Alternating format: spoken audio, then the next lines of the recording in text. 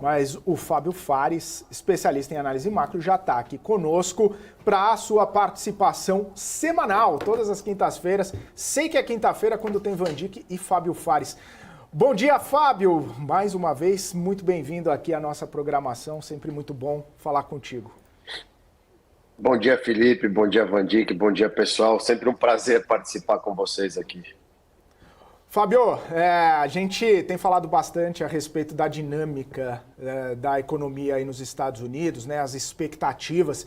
A gente até fica monitorando, né, inclusive em algumas redes sociais, pessoal tirando o boné ali de especialista em fiscal brasileiro e agora colocando boné de especialista em fiscal americano, especialista em curva de juro americana. Enfim, mas a gente sabe que o especialista aqui é você e eu queria saber um pouco da sua visão, né, para todo esse cenário que a gente está vendo. A gente tem falado bastante sobre esses impactos, né, da curva de juros aí nos Estados Unidos, justamente por conta de um cenário ainda bastante turbulento. Como que está a sua análise, como que está a sua visão sobre esse cenário? Quais os pontos mais relevantes que a gente pode sinalizar aqui nessa condução, nesse cenário, nessa leitura, para ajudar também nosso telespectador, os investidores, a tomarem algumas decisões um pouco mais confiantes, né, e embasadas em todo esse cenário? Felipe, eu acho que um dos problemas que a gente tinha, que era aquela inversão da curva e todo mundo preocupado com medo de recessão, porque o Fed subia juros para combater a inflação e a ponta longa ficava tranquila, achando que o problema vai ser resolvido antes de fazer efeito lá na frente. A gente está vendo o contrário agora, nos últimos dias. E para o investidor que começou a investir depois de 2008, ele está entendendo que quem manda no jogo do mundo são as taxas de juros americanas. A partir do momento que você tem uma taxa de 10 anos nos Estados Unidos se aproximando de 5%, a taxa de 20 anos acima de 5%, 30 anos chegando a 5%, a gente percebe toda a reprecificação dos ativos de risco, porque o mundo corre para a segurança. Isso é muito ruim. Muito ruim para os ativos, muito ruim para as economias globais, que tem que se equiparar a isso. A gente já está vendo a Itália abrir o bico com o título dela a 5% quase, já com pouca capacidade de conseguir honrar isso. E para a economia americana é muito perigoso, porque o mundo não aguenta juros nesses níveis. O problema é que, como você falou, não sou especialista fiscal como essa turma das redes sociais, mas ou o governo americano começa a ter um pouco de austeridade fiscal e fazer o dever de casa, ou a conta está ficando muito cara. Para você ter uma ideia, por mês a dívida está aumentando quase que 1 trilhão nesse ritmo de juros. Então, assim, já estamos em 33, daqui a pouco 34, 38, vai começar a ficar muito pesado o orçamento do governo americano aqui. Ô Fábio, hoje mesmo a gente trouxe a notícia, né, a informação aqui que o Barclays diz que precisaria haver uma quebra, né, do mercado americano para que os títulos pudessem entrar em conformidade ali, né, ter uma melhora nesse ambiente dos títulos americanos. A gente tem falado, né, sobre essa possibilidade dos indicadores, né, das bolsas americanas continuarem caindo para equilibrar. Como que você lê essa análise? Que tipo de quebra, entre aspas, do mercado americano precisaria haver, pelo menos no S&P? Que nível poderia chegar para arrefecer um pouco essa curva? Existe essa possibilidade? Essa é uma leitura interessante e factível ou não tem muita relação? Não, Felipe, eu acho que ficar esperando a Bolsa, um grande crash na Bolsa, até o Van Dijk, que é muito bom em leitura sobre isso, pode dar uma opinião. Eu acho que o S&P dificilmente vai ter uma quebra, ainda mais quando quem manda no S&P hoje são as empresas de tecnologia, que entra dia, sai dia, a resiliência delas só aumenta, a dependência das pessoas para elas só aumenta. Olha a Apple, Google, Microsoft, tanto que a gente vem falando há muito tempo. O problema todo agora que a gente tem em relação aos títulos da dívida americana é a falta de confiança. E você começa a ver a falta de confiança aumentar cada vez mais.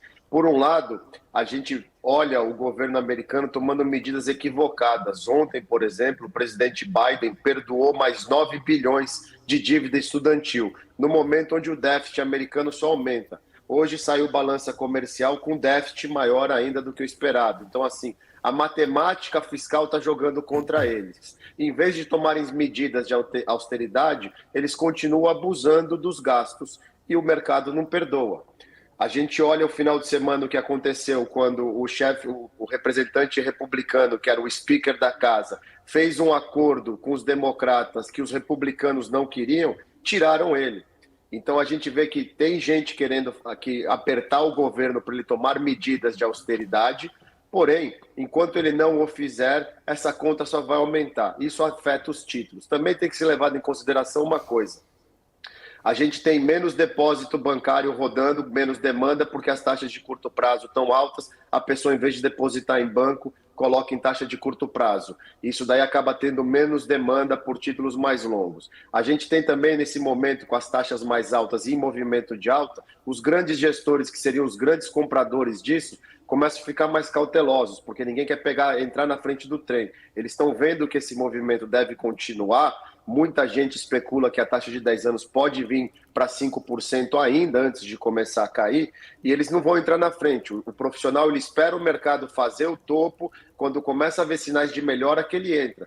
Ele tem que rentabilizar a cota, ele não vai fazer trading dessas coisas. E o resto do mundo, que eram os grandes compradores, China, Japão, cada qual está com o seu problema. Então hoje é muito mais uma dependência de boa postura do governo perante o problema fiscal do que qualquer outra coisa. Mas eu não acredito que isso afete, vai quebrar a bolsa. Eu continuo falando, uma empresa como a Apple, a Google, a Microsoft, para cair 10%, 15% em uma semana, tem que acontecer alguma coisa muito grave, porque ela começa a cair, todo mundo corre para comprar. São as maiores posições nos livros dos portfólios aqui de hedge fund e tudo mais.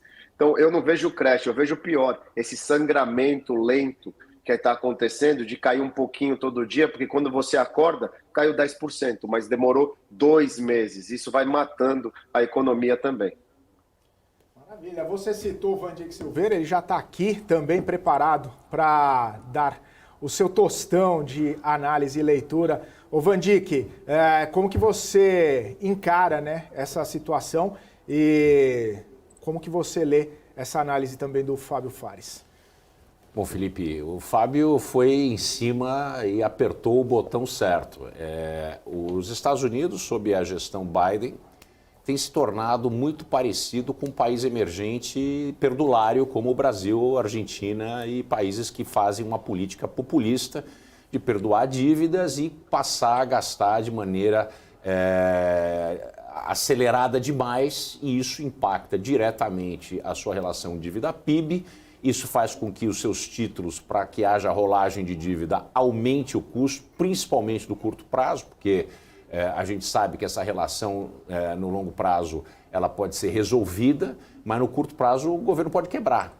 Né? Eu não vejo uma quebra do governo, não acredito no relatório do Barclays dizendo que precisa de uma quebra da Bolsa Americana. Eu não sei se eles entendem de Bolsa, mas falar de uma quebra da Bolsa dos Estados Unidos hoje é uma maluquice. Pode sim haver uma correção, né? Existem indícios e, obviamente, com taxa de juros a 5,5%, podendo chegar no 6%, eu sempre disse que a gente tem que olhar a taxa real de juros. A taxa real de juros, esse diferencial nos Estados Unidos com a inflação agora em 4 e pouco, e ainda mais com pressão de petróleo, pode ser que haja, porque o Jerome Powell, o presidente do Banco Central americano, ele errou junto com o Tesouro Americano, que se juntaram para acreditar que existia um processo passageiro de inflação. Ele não entendeu de economia monetária. Infelizmente, ele não leu o livro. Mas a visão dele, errada, fez com que a dosimetria, né, os aumentos fossem muito paulatinos e muito pouco em termos de quantitativo de taxa, ao invés de ter dado uma paulada logo de cara, reformulado as expectativas e reancorado as expectativas do mercado e, dessa maneira, trazido rapidamente a taxa de inflação, provavelmente a níveis que estão hoje, mas mais cedo, e dessa maneira ele poderia ter, vamos dizer assim, mais credibilidade nesse enfrentamento com o mercado. A taxa de juro invertida hoje a quase 5%, significa o quê? O mercado está chamando o blefe do Jerome Powell. Não acredita que a inflação vai cair abaixo do ponto atual, em 4 alguma coisa, né, para chegar em direção e entrar em confluência com a meta de inflação de 2%. Então, o mercado está chamando o blefe do Jerome Powell, com o crescimento do PIB acima da expectativa, emprego vindo bem pujante, tudo isso indica que a dosimetria do Fed foi errada por uma leitura errada das condições monetárias. Então, o mercado está dizendo o seguinte, nós não acreditamos. E como a gente gosta e como o mercado de renda fixa é gigante, a gente quer mais taxa de juro. É exatamente isso que o mercado está falando para o Jerome Powell. Fábio, quer complementar? Não, é exatamente isso. O mercado não vê credibilidade no Fed, que desacelerou a magnitude das altas de juros aqui, com muito medo dele ser o causador da recessão. Só que agora, dessa forma, indo a conta-gotas, ele joga a economia em recessão de qualquer forma e da pior forma possível, que é a morte lenta. Quando você sobe juros na economia para brecar justamente a inflação, você está querendo que a economia entre numa leve recessão. Não tem outra forma. Era melhor dar a injeção de uma vez, dar uma Bezentacil e ficar com dor durante uma semana, do que fazer como está fazendo com a Novalgina, aí dá o Tilenol, aí volta para a Novalgina. Vai ter que tomar uma Bezentacil uma hora, não tem jeito, não vai curar. Essa dinâmica da inflação americana, que está vindo para a meta, ela está vindo, só que só em 2025. A grande pergunta que fica, e é o que eu não consigo enxergar isso acontecer de forma saudável, é os Estados Unidos e o resto do mundo aguentar o mercado americano com uma taxa básica de juros em 5,5% até setembro do ano que vem. É muito juros para uma economia que não conhece e não está acostumada com essa carga de juros por tanto tempo. As coisas começam, as rachaduras começam a ficar inconsertáveis quanto mais tempo isso durar. E o grande erro foi como o Valdir falou, foi eles terem aliviado muito antes de ter resolvido o problema. É que nem aquele pai que não quer dar um antibiótico e o médico fala, olha, são 7 dias, no terceiro filho tá bom, ele para de dar o antibiótico. Você não resolveu o problema, vai voltar e vai ser pior. Dá os 7 dias e resolve de uma vez do que ter que dar 10 vezes o mesmo remédio. Fábio, tem uma pergunta para você, bem nessa tendência aí, que pelo que eu vejo, a análise de vocês dois é de que, de uma certa maneira, até o Fed demorou, né, para começar a aumentar essas taxas de juros. Mais cedo, o Van Dijk falou aqui da possibilidade, que ele enxerga essa possibilidade até de mais um aumento nos juros ainda esse ano. E ele colocou que seria uma tragédia para o Brasil se isso acontecer. Como se preparar para isso? Dá para fazer alguma coisa para a gente se antecipar a esse possível aumento, na sua visão? Eu acho que essa chance ela era menor antes do final de semana, quando o Congresso estava votando o orçamento, e aumentou bem depois que passaram o orçamento até novembro. A gente sabe que novembro vai ter outro embate e vão ter que liberar mais dinheiro. Então, assim, vai continuar tendo muito dinheiro circulando na economia e é justamente o que o Fed não quer. Hoje, se eu não me engano, a precificação de uma alta em novembro está em 50% de chance. O Banco Central do Brasil, na própria segunda-feira à noite, soltou uma nota, eu não sei se foi uma nota ou foi um comentário de um dos membros, que falaram, olha, nós estamos de olho nesse movimento das taxas de juros americanas, porque isso nos impede de continuar cortando a Selic da maneira como se está sendo precificado. Eu acredito e não vejo como o Banco Central do Brasil consiga trazer a Selic para 10% com juros americanos a 5,5%, quiçá 5,75%, que seria mais uma alta de 25%. O diferencial de juros não pode ser tão baixo, porque aí o Brasil não tem o mínimo interesse dos investidores estrangeiros em colocar dinheiro aqui. A gente precisa do dinheiro estrangeiro para rolar nossa dívida. Eu sei que vai ter muita gente que não entende bulhufas de mercado, mas veste a camisa de partido político, criticando uma coisa dessa. Mas Essa é a verdade. Eu até gostaria, para ser honesto, que o Banco Central fizesse o que o governo quer. Mete a Selic em um dígito e deixa o brasileiro ver o que vai acontecer. Vai cair para 8, 9 e vai ter que subir para 20 em questão de semanas. Porque a gente já viu esse filme uma vez, aliás, já vimos dezenas de vezes, e o Brasil ainda é um país emergente que depende de financiamento estrangeiro para pagar sua dívida. E o governo atual, ele precisa gastar, é o que ele está tentando fazer. Ao mesmo tempo que ele está gastando, porque ele precisa, ele prometeu que o ano que vem vai zerar um déficit que está na casa de 160 bilhões. Eu não sei de onde vai vir esse dinheiro. Eu só sei que quanto mais ele cortar a Selic na marra, e é uma coisa que o Banco Central não vai fazer, teria que ser uma canetada, pior será para ele alcançar essas duas metas, poder gastar e conseguir cobrir o déficit o ano que vem. Legal, Fábio. Bom, já que para fazer a minha pergunta eu usei aqui as declarações do Van Dijk, eu quero deixar ele à vontade também para complementar essa questão, porque é justamente isso. Como se preparar, então? O que dá para fazer, Van Dijk? Já que a gente está até colocando no radar aí um possível aumento dos juros nos Estados Unidos. Bom, eu queria poder falar melhor do que o Fábio acabou de fazer, e não vou conseguir fazer melhor do que ele. Mas a gente precisa olhar de volta para a nossa casa e entender que o Brasil é um país subordinado à ordem econômica mundial liderada pelos Estados Unidos, gostando ou não o PT. Então não adianta buscar criar uma nova moeda ou fazer uma moeda comum com a Argentina e se isolar do mundo. Porque enquanto o governo gastar mais do que arrecada, vai precisar de entrada de caixa via a dívida, que normalmente é bancada por estrangeiros. Então, essa é uma realidade. Esse dinheiro vem para o Brasil buscando o quê? Taxas de juros elevadas. Se o diferencial cai, o que acontece? O dinheiro vai embora. Então, se houver mais uma elevação de taxa de juro, que eu lembro que eu falei algumas vezes que, para mim, a taxa de juro em que nós teríamos juro neutro nos Estados Unidos seria em torno de 5,75 e 6. Fábio me viu falar isso diversas vezes e a gente concordou aqui. Pois é, essa tese está começando a ficar mais quente e a gente já tem uma precificação de 50% de chance de mais um aumento de 0,25. Então, a gente está começando a andar em território complicado porque até o Galípolo, né, que é um sujeito totalmente associado a uma política ideologicamente, uma economia, uma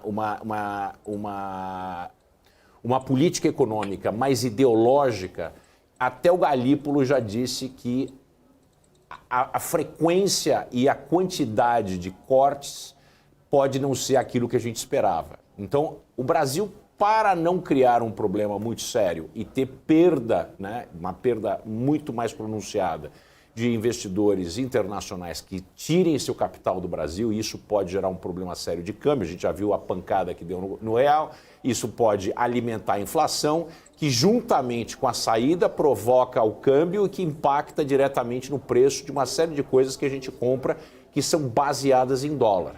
Então, essa perspectiva é muito ruim para o Brasil. Então, a gente tem que começar a pensar o seguinte: se vai acontecer esse aumento, ou mesmo a taxa atual, como é que a gente não se fere tanto nessa briga? Porque vai sair ferido, o dinheiro vai embora, parte dele.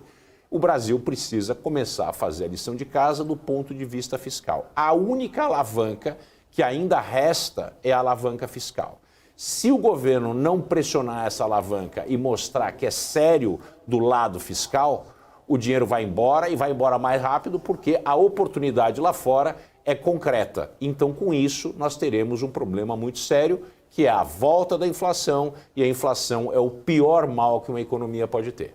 Eu aproveito para trazer aqui, antes da próxima pergunta para o Fábio, uma reação a essa questão da divulgação dos dados do seguro-desemprego nos Estados Unidos, uma análise da Oxford, que afirma que esse dado sinaliza que ainda há poucas demissões, que as condições de mercado estão relaxando sem uma alta significativa no desemprego. E aí, falando sobre taxas de juros, os analistas da Oxford trazem que esses dados dos pedidos de auxílio-desemprego, por si só, não mudarão a opinião do Fed. A ver os próximos capítulos, né, Fábio? O grande problema disso é porque os juros atual não bateram na economia ainda. Os Estados Unidos está sentindo ainda os efeitos dos 3,75, 4,25. Os 5, 5,5 vai chegar na economia um pouco mais para frente. E ele veio para ficar. O sonho do Fed é que as condições atuais permaneçam estáveis até ele poder cortar lá em setembro, quando a inflação já vai estar muito próxima da meta e as expectativas ancoradas. O problema é que ele está igual o endividado. O que a gente fala sempre para o endividado? O endividado precisa que tudo dê certo. E o Fed está no meio do caminho precisando que tudo dê certo. Ele precisa que a demanda de petróleo continue praticamente inexistente, ele precisa que a China continue com problemas de crescimento, ele precisa que as empresas continuem conseguindo lucrar o que está projetado, e as projeções de lucro são crescentes para o ano que vem, mesmo com juros a 5,5, com uma inflação ainda acima da meta, com os insumos caros, ou seja, ele precisa do céu azul até setembro do ano que vem, que é onde está precificando o início do corte. E isso é muito difícil. É muito difícil tudo dar certo por tanto tempo, quando ele colocou a âncora no mundo, que são os 5,5 de juros. Então, alguma hora, alguma coisa tem que acontecer. Não existe eficiência suficiente numa cadeia de produção que consiga suprir os 5,5 de custo de dinheiro. O dinheiro mais caro traz muitas outras coisas. A gente viu isso acontecendo com as empresas de tecnologia no final do ano passado, quando os juros nem estavam nesses patamares, que o mercado estava punindo elas pela a maneira de mau uso do dinheiro. Tanto que vários escritórios famosos do Facebook cortaram todas aquelas benesses de sala de meditação, chefe com comidinha não sei o quê, cartão corporativo. Por quê? O dinheiro com juros altos não aceita desaforo. Quando o dinheiro está barato, como a gente ficou durante muito tempo, qualquer coisa vale a pena porque o custo do dinheiro é muito baixo. O dinheiro hoje custa 5,5%. E esse custo bate em tudo e em todos. Então, eu acho muito difícil o mundo perfeito que o Fed vislumbra até começar a poder cortar os juros. Fábio, mais um exercício de futuro aí, pegando esse gancho que você falou sobre petróleo. Se, na sua opinião, se mantiver essa trajetória de queda, se esse é um fator que pode ajudar o Fed? Com certeza ajuda, e eu tenho certeza absoluta que hoje o Fed, eu estou olhando o barril aqui, olhando os barris de petróleo chegando para baixo de $85 de novo, deve estar todo mundo comemorando lá dentro. Porém, a gente sabe que o petróleo ele é altamente cíclico e agora, a hora que a demanda voltar, a oferta já está comprimida porque os cortes já estão anunciados e não vai voltar da forma como todo mundo imaginava. Para você voltar à oferta demora um pouquinho mais. Então, assim, é cíclico, a gente sabe disso, só que não dá para brincar com o petróleo. Vira e mexe, a gente vê que do nada o mundo acorda e corre para o petróleo. Eu não vejo, e até gostaria de escutar do Van Dijk, esse pandemônio de barril a $150. Mas eu também não acredito que ele fique muito abaixo de 80, quiçá abaixo de 90 por muito tempo. Obrigado, Fábio, por essa análise aí, por essa participação nesta quinta-feira aqui na BMC News. Um bom dia para você e vamos acompanhando o mercado aí ao longo do dia. Um abraço. Obrigado, um abraço, bom dia para vocês também.